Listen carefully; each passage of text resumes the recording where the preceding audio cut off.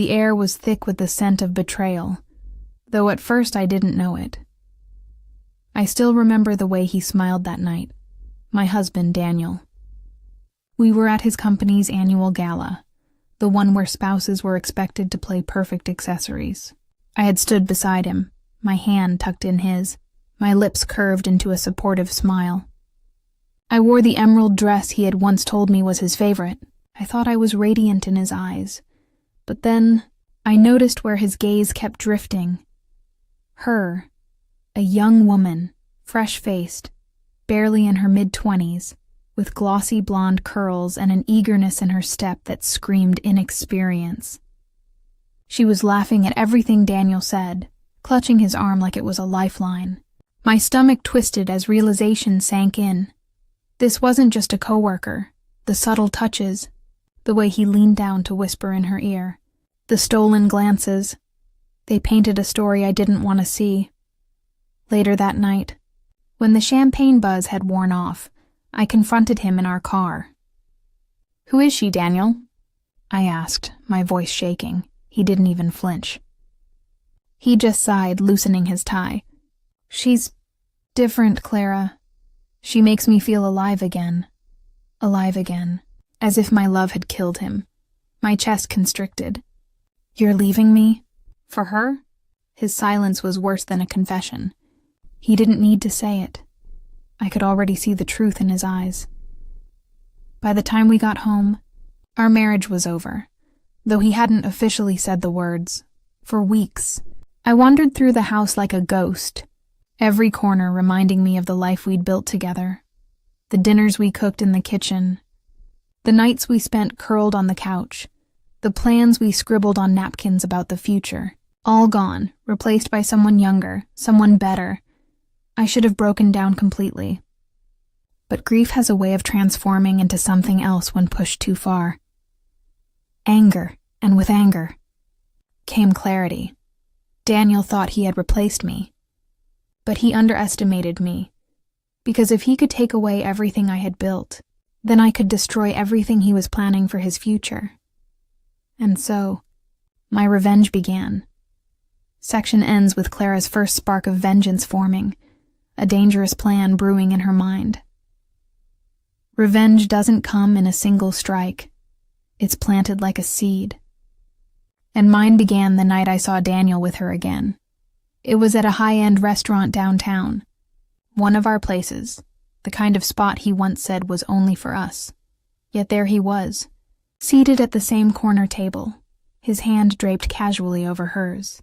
The girl, her name I'd learned by now, was Lily, looked at him as if he were the sun. I watched from the bar, hidden behind the rim of my wine glass, and I realized something important. Daniel wasn't just infatuated. He was invested. He wanted her to believe in him, to see him as her knight in shining armor. That gave me leverage. After all, men like Daniel had a weakness. Their future wasn't built on love. It was built on reputation, and I knew every secret that could tear his apart. That night, instead of crying into my pillow, I opened my old files. Years of emails, documents, tax records. I had access to all of it. I was the one who used to handle his paperwork when he was too busy. I knew where the skeletons were buried. One folder in particular caught my attention. Private investments. I remembered him once warning me not to open it, brushing it off as boring financial stuff. But as I clicked through, my heart raced. Hidden among the legitimate documents were transactions that didn't look so clean. Offshore accounts, suspicious transfers, things that could ruin him if the wrong eyes saw them. And in that moment, I smiled for the first time in weeks. This was it. His future, his empire, his carefully constructed image of a respectable businessman, it all rested on these secrets staying buried. The next morning, I dressed myself in confidence. For the first time in ages, I applied red lipstick, tied my hair in a sleek bun, and walked into his office unannounced. The receptionist, who looked startled to see me, hesitated, but I didn't stop. I knew every inch of this building. It had once felt like a second home. Daniel was inside, laughing with Lily, who now occupied the chair I used to sit in when I'd visit him. My chest tightened at the sight, but I forced my face into a calm smile. "Daniel," I said coolly, interrupting. He looked up, clearly irritated. "Clara, what are you doing here?" "Oh, nothing," I replied smoothly. "Just checking in, making sure you're not burying yourself in work." My eyes flickered to Lily. "Or distractions." Her cheeks flushed. But Daniel waved her off, clearly not wanting her to hear whatever was coming. She hesitated before leaving the room, her perfume lingering behind. Once the door shut, I leaned closer to him. "You think you've replaced me, Daniel," I whispered, "but you've made one mistake." His brow furrowed. "What are you talking about?" I pulled a flash drive from my purse and placed it on his desk. "I know everything. The accounts, the transfers, the lies you've hidden to build this empire. Do you really think she'll still worship you when she learns who you really are?" His face went pale.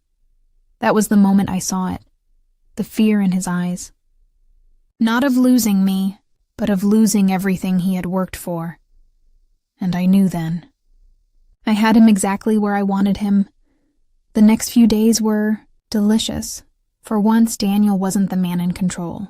He was restless, snapping at colleagues, pacing the halls like a caged animal.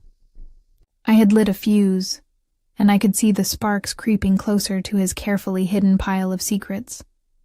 And I wasn't done yet. I didn't want to destroy him in one blow. No, that would be too merciful.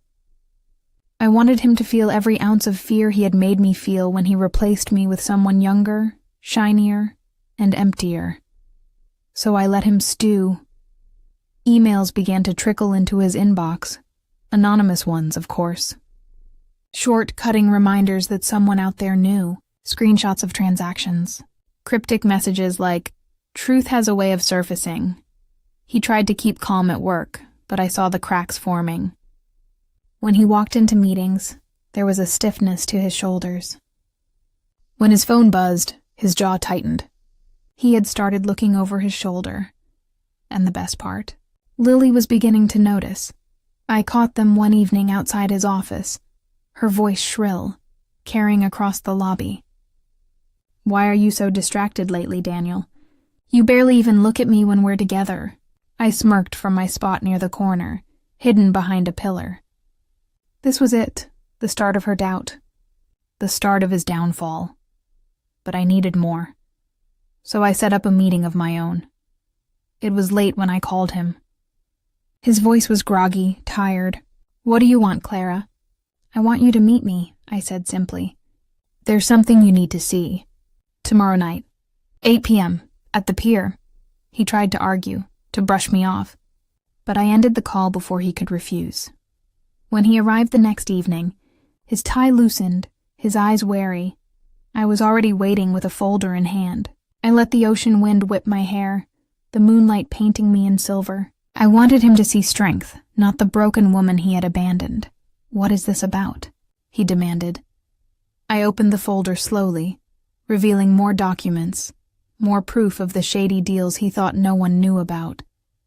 "This," I said, "is your future unraveling."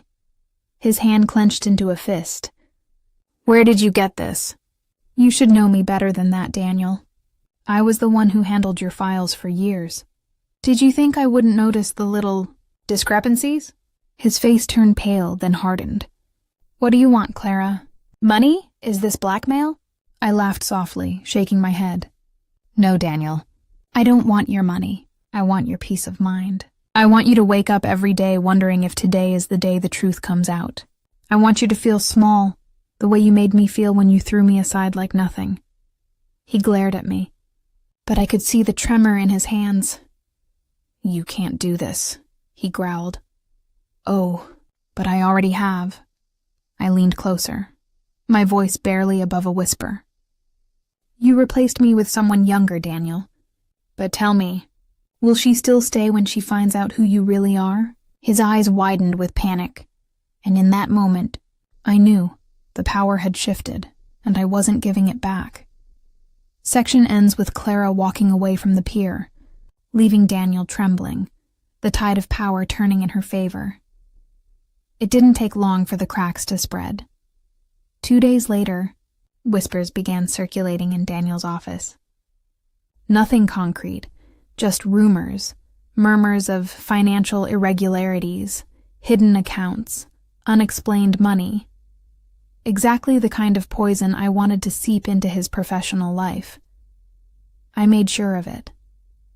An anonymous tip to the compliance department, a carefully timed leak of redacted documents to a rival firm, just enough to spark suspicion, but not enough to trace back to me. And the beauty of it. Daniel didn't know who to trust. I watched from the shadows as he grew more paranoid.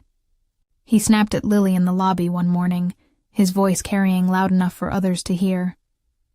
"I told you not to question me. Just stay out of it!" Her face crumpled, hurt flashing across her eyes, and she stormed out. Good. Let her see the real Daniel, the man behind the charming smile. That night, I received a message from an unknown number. At first I thought it was spam, but when I opened it my breath caught. "You're playing a dangerous game, Clara. Be careful who you cross." For a moment fear pricked my chest. Could Daniel know it was me? Had I left a trail? But then I smiled, because fear, I realized, was just another weapon. And if he wanted to play dangerous, so could I. The next morning, I made sure to accidentally run into Lily at a cafe near Daniel's office. She looked exhausted, her mascara smudged, her hands trembling slightly as she stirred her coffee. I approached her table with a warm, sympathetic smile. "Lily, isn't it?" I asked gently. She looked up, startled. "Do I know you?" I sat down across from her before she could protest. "I'm Clara, Daniel's ex-wife." Her eyes widened. Shock, confusion, curiosity. "I just wanted to warn you," I continued softly, my tone dripping with sincerity. "Daniel isn't who you think he is." I stayed silent for a long time, but now, I don't want another woman to go through what I went through. She hesitated, biting her lip. He's been different lately. Angry. Distant. I thought it was stress. I reached across the table, touching her hand. "It's more than that. There are things he hasn't told you.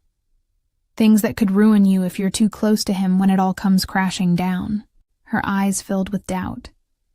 Perfect. I didn't need to push further. The seed was planted, and as I walked out of that cafe, I knew one thing for certain. Daniel's perfect little world wasn't just cracking anymore. It was crumbling. Daniel had always loved attention. Boardroom meetings, company galas, industry panels. He thrived under the glow of the spotlight. So naturally, that's where I aim next. The company's annual charity gala was approaching. A night of champagne glasses, glimmering gowns, and Daniel parading around like the untouchable golden boy. I knew it would be the perfect stage for his downfall. I prepared carefully. A few anonymous whispers to the event sponsors about irregularities in donation accounts. A subtle leak to a journalist who was always hungry for corporate scandal. And the pièce de résistance, a small flash drive, loaded with just enough evidence to raise questions. The night of the gala, I dressed in a sleek black gown, hair pinned into a sharp updo. People glanced at me, curious, whispering. After all, I was Daniel's ex. My presence was a statement. From across the room I spotted him. Daniel in his tailored suit, laughing too loudly, clinking glasses, acting as though the walls weren't closing in around him. But his eyes, Oh, his eyes betrayed him. Shifty, calculating, desperate. As I mingled, I caught snippets of conversation. "Have you heard about the missing funds?" "Strange timing, isn't it? Right before the board meeting. I wonder if Daniel knows anything about it." And there it was, the poison taking hold. At one point, I brushed past him, close enough for him to hear my whisper. "Beautiful night, isn't it? Almost feels like the calm before a storm." He froze, his smile faltering for a heartbeat. That was all I needed. Later that evening, the journalist I had tipped off cornered him with questions. Cameras flashed, his perfect smile strained. "Mr. Carter, any comments on the financial discrepancies linked to your projects?" The room shifted. The laughter dulled. Eyes turned toward him, and I sipped my champagne, savoring the taste of his unraveling. As I left the gala, I caught sight of Lily standing alone, her eyes wet, her hands shaking as she watched Daniel stammer through the interrogation. The cracks weren't cracks anymore. They were fractures, splitting wide open. Section ends with Clara stepping out into the cool night, satisfied as Daniel's world begins to publicly collapse. The morning after the gala, Daniel's name was splashed across every business blog and social feed. Golden Boy Carter under fire for financial scandal. Suspicion cast over rising executive at charity gala. I could imagine him fuming, pacing his penthouse, his phone buzzing nonstop with calls from the board. But I wasn't finished yet. You see, Daniel had a weakness, arrogance. He always thought women were too emotional, too fragile to outsmart him. That weakness blinded him and gave me all the room I needed to move freely. This time, my weapon wasn't documents or whispers. It was something more personal. I wrote a letter. Not just any letter. A carefully crafted narrative, mixing truth and suggestion, painting Daniel as a manipulative, dishonest man who preyed on younger women and exploited his position of power. I slipped it into Lily's mailbox, unsigned. When she read it, I knew she would see the patterns, the late nights, the secrets, the anger. And when I spotted her days later, storming into his office with the letter clutched in her trembling hands, I knew my strike had landed. Through the glass wall of his office, I watched the scene unfold. Her voice was sharp, cutting. "How could you hide this from me? Was I just another one of your projects?" Daniel tried to calm her, his voice low, but Lily shoved him back, tears streaking her cheeks. "I should have listened. People tried to warn me." She stormed out, the letter fluttering in her hand, and Daniel sank into his chair, rubbing his face, defeated. But even then, he didn't know it was me. Not yet. That night, I received another anonymous message. Same number as before. "You're going too far, Clara. Someone's going to get hurt." I stared at the screen, my heart pounding. Who was it? One of his friends? A colleague? Or Daniel himself, trying to scare me into silence? For a moment, I wondered if I had crossed a line. But then I thought about the nights I spent alone, crying over the betrayal of being replaced. The humiliation of seeing him flaunt his new relationship. The hollow ache of losing not just a husband, but my dignity. No, I wasn't crossing a line. I was erasing one. The text message haunted me for days. "You're going too far, Clara. Someone's going to get hurt." I read it over and over, my mind spinning. Who could it be? A friend of his, a faceless ally trying to warn me. Or maybe Daniel himself, hoping to spook me into silence. But if he thought fear would stop me, he was wrong. By now, Daniel was drowning. The gala had shredded his public image. Lily's doubts had carved into his personal life, and the board was circling like sharks. All I had to do was give them the final push. So I laid my trap. It started with an anonymous email to the company's compliance committee. Just a few damning attachments, screenshots, financial transfers, proof of hush money payments, enough to force them into an internal investigation. The fallout was immediate.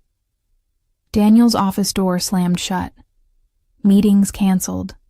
Whispered conversations multiplied in the hallways. His once commanding presence shrank into avoidance. I watched him unravel. One afternoon, I lingered near the stairwell as he snapped at Lily in the corridor. "You don't understand. Everything I've built, they're trying to take it from me." She crossed her arms, her voice icy. "No, Daniel, you're losing it yourself, and I don't think I want to be around when it all burns."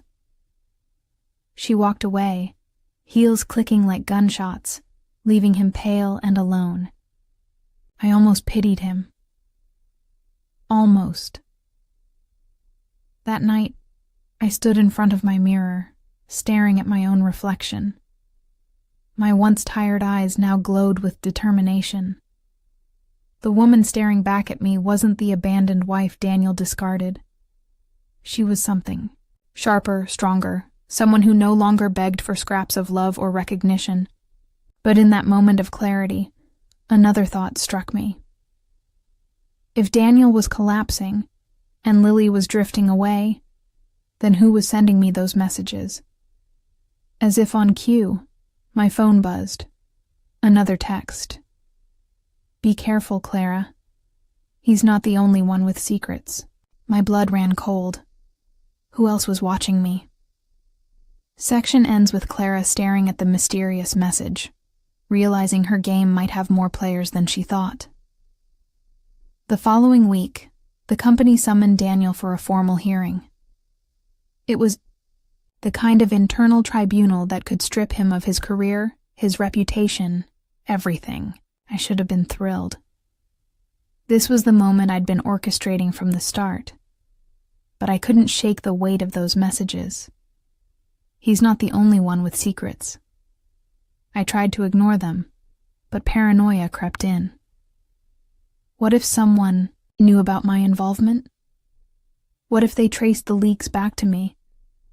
Still, I showed up that morning, sitting in the back of the conference room as Daniel was grilled by the committee, his voice cracked under questioning, his explanations flimsy, his temper boiling over. He was no longer the charming executive. He was a desperate man cornered. When it was over, he stormed out, eyes bloodshot, tie hanging loose. For the first time, he looked defeated. I followed at a distance, just to savor the sight. But then something unexpected happened. He turned abruptly, his gaze locking on me. "You," he hissed, his voice trembling with fury. "This is your doing, isn't it? You think I don't know? You've been behind this all along." I froze, caught in his storm. "What are you talking about, Daniel?" His laugh was sharp, bitter. "Don't play innocent with me. I know you, Clara. I know how vindictive you can be. But you've made a mistake. A big one." Before I could answer, he shoved past me and disappeared into the crowd. I stood there, shaken, my heart pounding. He was suspicious, yes, but he didn't have proof. At least not yet. Later that night, I returned home to find an envelope slipped under my door. No return address. No handwriting I recognized. With trembling hands, I opened it. Inside was a single photograph. Me, sitting in the cafe with Lily, talking, smiling, leaning in close. My stomach dropped. Someone had been watching me. A note was scrawled on the back. "Careful, Clara. You're not the only one pulling strings." The air around me seemed to tighten, the walls pressing in. For the first time since this began, I felt the chill of being prey instead of predator. Who was watching me? Was Daniel bluffing? Or did someone else step into the game? The photograph burned in my hands. For weeks, I had been the one orchestrating shadows, pulling strings, moving Daniel like a puppet. But now, someone had turned the spotlight back on me. I wasn't sure which was worse, that Daniel might be onto me, or that someone else had been watching all along. Still, I couldn't falter now. Daniel's career was dangling by a thread, and all it needed was one final tug. The company's board had scheduled an emergency meeting. Rumor had it they were planning to vote on Daniel's suspension. The thought of him walking into that room, stripped of his charm and power, made my chest tighten with a twisted sense of satisfaction. But before the meeting began, I got another message. "If you go through with this, Clara, everything you've done will be exposed." A shiver crawled up my spine. Whoever was sending these messages wasn't bluffing anymore. I walked into the boardroom anyway. The air was tense, charged. Executives sat stiffly around the polished table, files stacked in front of them. Daniel stood at the head, his once bright suit wrinkled, his hair disheveled. "This is absurd," he barked. "I've given this company everything. You're going to believe rumors over years of results?" One of the board members cleared her throat. "It's not rumors, Daniel. It's evidence, and unless you can explain these discrepancies, we have no choice but to take action." As the argument swirled, I slipped into the back row, unseen by most. But Daniel's eyes found me instantly. His voice faltered. His jaw clenched. "You!" he spat, pointing toward me. "She's behind this. She's been feeding lies to everyone, planting seeds. She wants to ruin me!" The room fell silent. Dozens of eyes turned toward me. My heart hammered in my chest. I stood slowly, smoothing my dress. "You think I'm responsible for your downfall, Daniel? You did this to yourself. You replaced me like I was disposable. But the truth? The truth doesn't stay buried forever." Gasps rippled through the room. The board shifted uncomfortably, whispering. Daniel's face twisted with rage. He lunged forward, slamming his hands on the table. "You'll regret this, Clara. I swear you'll regret it." But before he could continue, the chairwoman raised her hand. "Enough. This meeting is adjourned. The vote will be cast. Daniel, please step outside." He glared at me one last time before storming out. I exhaled, trembling. My revenge was nearly complete. But the photograph, the messages, they lingered in the back of my mind like a storm cloud waiting to break. Section ends with Clara stepping out of the boardroom, victorious but haunted, knowing someone else still holds a piece of her fate. The vote was unanimous. Daniel Carter was suspended indefinitely, pending further investigation. His career, his reputation, his carefully curated image, it all collapsed in one swift motion. News spread like wildfire. By evening, headlines screamed his downfall. Promising executive suspended in scandal. From golden boy to corporate outcast.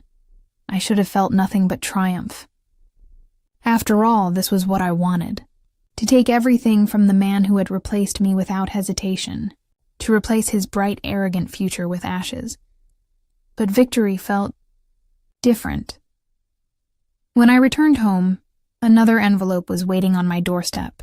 My pulse quickened as I tore it open. Inside was a single note. "Congratulations. You got what you wanted. But remember, secrets don't stay secret forever. No photograph this time. No threats. Just a reminder." I sank into my chair, staring at the words. Someone out there knew everything I had done. They hadn't stopped me, but they wanted me to know I wasn't invisible, and maybe that was enough. Days later, I spotted Daniel outside the building we once shared. His suit was wrinkled, his face hollow, his shoulders slumped. Lily was gone. His colleagues avoided him. The world had turned its back. When his eyes met mine, I expected hatred. But instead, I saw something worse. Defeat. "You won," he muttered, his voice hoarse. "Is that what you wanted, Clara? To watch me burn?" I held his gaze, my voice steady. "No, Daniel. What I wanted was for you to understand. You thought you could replace me like I was nothing. But now, you know what it feels like to lose everything you thought was yours." He swallowed hard, turning away, his footsteps heavy as he disappeared into the crowd. I stood there for a long moment, the city buzzing around me. My revenge was complete. His future was gone, and mine was finally my own. I smiled faintly, lifting my chin to the sunlight breaking through the clouds. For the first time in years, I wasn't defined by his choices. I wasn't the discarded wife. I was Clara, the woman who replaced his future with her own.